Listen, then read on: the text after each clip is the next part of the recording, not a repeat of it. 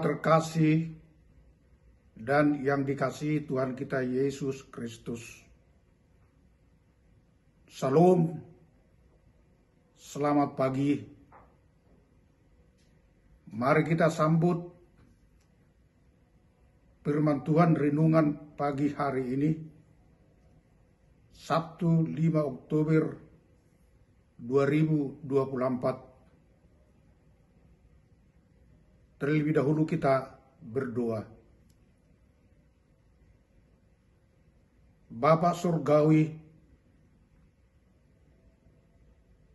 terpujilah Engkau ya Bapa, karena sungguh pagi hari yang indah ini kami boleh bersekutu intim dengan Tuhan melalui firman Tuhan. Ya Tuhan, curahkan kuasa Roh Kudus untuk memberi kami pemahaman apa yang Tuhan kehendaki melalui firman Tuhan pagi ini, untuk dapat kami laksanakan di dalam menjalani hari kami untuk menyenangkan hati Tuhan sendiri. Ya Tuhan, kami serahkan persekutuan kami pagi ini di dalam Yesus Kristus Tuhan Juru Selamat kami. Amin. Firman Tuhan terambil dari Injil Lukas pasal 13 ayat 17, demikian bunyinya. Dan waktu ia berkata demikian, semua lawannya merasa malu dan semua orang banyak bersukacita karena segala perkara mulia yang telah dilakukannya. Menegakkan peraturan atau hukum diperhadapkan dengan perbuatan kasih. Saudara-saudara terkasih, pada dasarnya semua lembaga, apapun organisasi, termasuk di dalamnya organisasi keagamaan,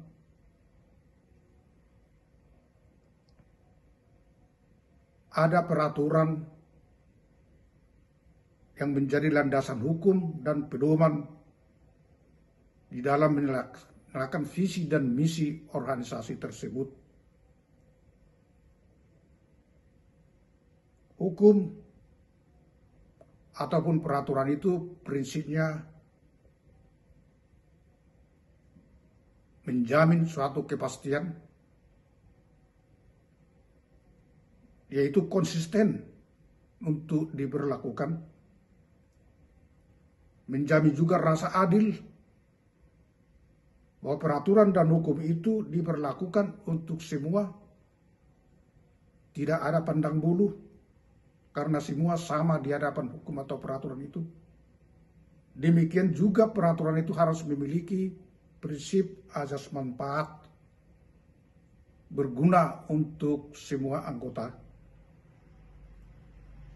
Sekarang kita melihat di dalam perikop ini, pada saat Yesus menyembuhkan penyakit seorang ibu yang sudah lama menderita sakit, yang disembuhkan pada hari Sabat. Sesuai dengan hukum Taurat, hari Sabat itu adalah hari yang kudus, sakral, dan dihormati oleh seluruh anggota jemaat, dan tidak diperkenankan untuk melakukan suatu pekerjaan, termasuk dalam hal ini menyembuhkan penyakit. Di dalam hal inilah terjadi dialog antara kepala rumah ibadat dengan Yesus sendiri. yang mengatakan bahwa Yesus melanggar hukum Taurat.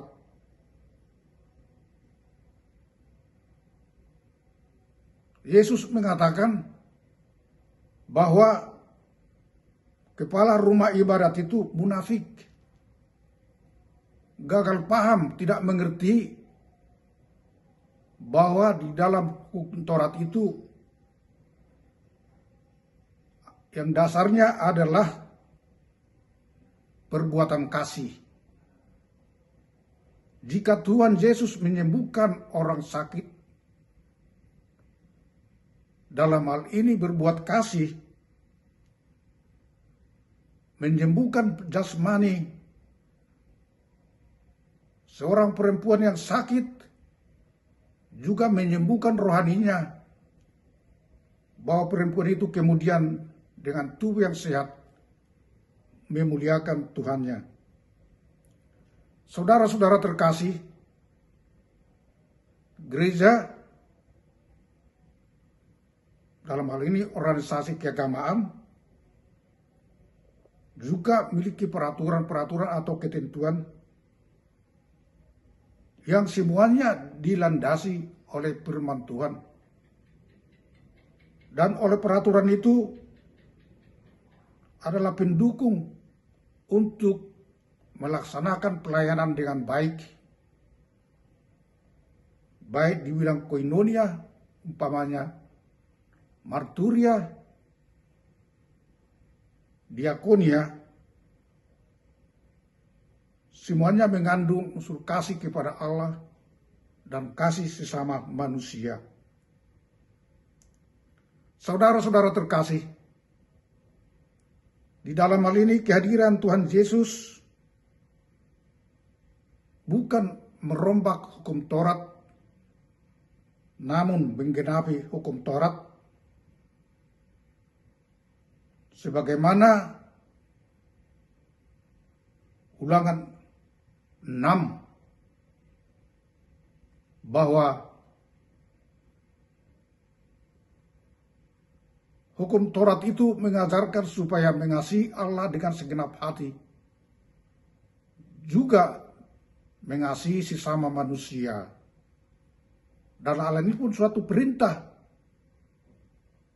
supaya setiap orang mengajarkannya kepada anak cucunya, baik pada saat duduk maupun pada saat mau tidur, agar hukum Taurat, hukum kasih itu sebagai pedoman hidup keseharian ke depan. Juga kalau kita lihat, kaitkan dengan Matius 22 ayat 37-40, tatkala Yesus berdialog dengan orang-orang Farisi, para imam, ahli Taurat dan orang Saduke, pada saat pertanyaan kepada Yesus, apakah hukum Taurat itu? Yesus mengatakan bahwa Taurat itu adalah hukum kasih, mengasihi Allah dan mengasihi sesama manusia. Itulah hukum yang utama. Jadi Yesus datang di tengah dunia ini, Allah menggenapi hukum kasih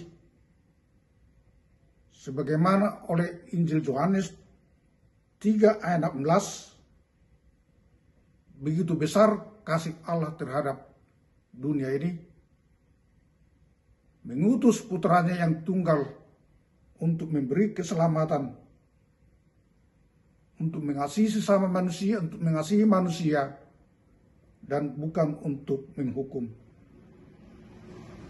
Hal ini juga dipertegas oleh Rasul Paulus dalam suratnya yang pertama ke jemaat di Korin.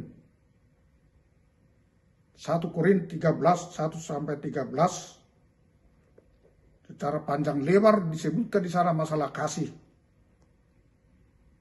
Kasih itu adalah itu yang paling utama. Karena ada 3 hal yang tetap. kokoh sebagai pilar orang yang percaya, yaitu iman, pengharapan, dan kasih. Namun, di antaranya kasih itulah yang paling utama dan yang paling terpenting. Oleh karena itu, saudara-saudara terkasih, apa yang kita petik menjadi pesan firman Tuhan bagi kita pagi hari ini, yang boleh kita refleksikan di dalam perjalanan hidup kita sebagai orang percaya. Mari kita melaksanakan, menegakkan peraturan dengan konsisten, karena semua peraturan itu adalah berlandaskan firman Tuhan yang hidup. Kemudian kita berbuat kasih, karena kasih itu adalah perbuatan mulia di hadapan Tuhan, dan Allah itu adalah kasih adanya. Amin. Kita berdoa. Kembali kami mengucap syukur ya Tuhan, karena Engkau sudah menyatakan kasih bagi setiap orang yang percaya kepada Tuhan, yaitu keselamatan. Berikan kami pengertian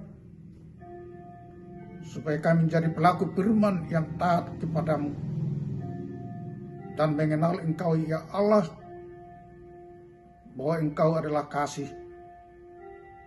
Sehingga jika kami pun Tuhan di dalam menjalani aktivitas keseharian kami, bolehlah kami bersama Tuhan. Karena Engkau adalah kasih, jiwa kami pun tenang. Ya Tuhan, bagi kami semua yang mendengar firman Tuhan ini, berikanlah kekuatan iman, kekuatan hati supaya kami tetap hidup semangat, hidup di dalam pengharapan bahwa Tuhan tidak pernah membiarkan setiap anak-anak Tuhan, karena Engkau Tuhan selalu menyertai, karena Engkau adalah kasih di dalam hidup kami, sehingga kami pun tidak khawatir, tidak takut menjalani hari hidup kami, karena bersama Tuhan kami tenang. Di dalam kasih Tuhan Yesus Kristus, kami berdoa, kami mengucap syukur. Amin. Bapa kami yang di surga, dikuduskanlah namamu, datanglah kerajaanmu, jadilah kehendakmu di bumi seperti di surga. Berikanlah kami pada hari ini makanan kami yang secukupnya, dan ampunilah kami akan kesalahan kami, seperti kami juga telah mengampuni orang yang bersalah kepada kami. Dan janganlah membawakan kami ke dalam percobaan, tetapi lepaskanlah kami daripada yang jahat. Karena Engkau punya kerajaan dan kekuasaan dan kemuliaan sampai selama-lamanya.